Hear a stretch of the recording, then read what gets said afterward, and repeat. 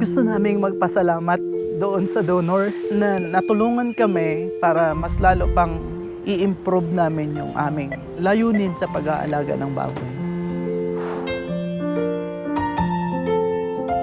2007, nagkasakit yung anak ko.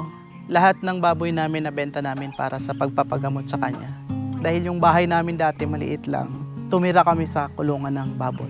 He passed away September 1, 2016. Sinabi niya na ayaw niya na kasi gusto niya noon sirain na yung kulungan ng baboy. Kasi tuwing pupunta daw siya doon, naaalala niya si Kuya. Lalo na nung dumating ngayon yung Light the Word program. Nag-start kami ulit. Yung binigay sa amin na yung isang inahin para mas ma-improve pa at para mas lalo pang kumita yung aming pamilya. May mga iba pa na nabahagi ko yung aking kaalaman tungkol sa pagbababoy.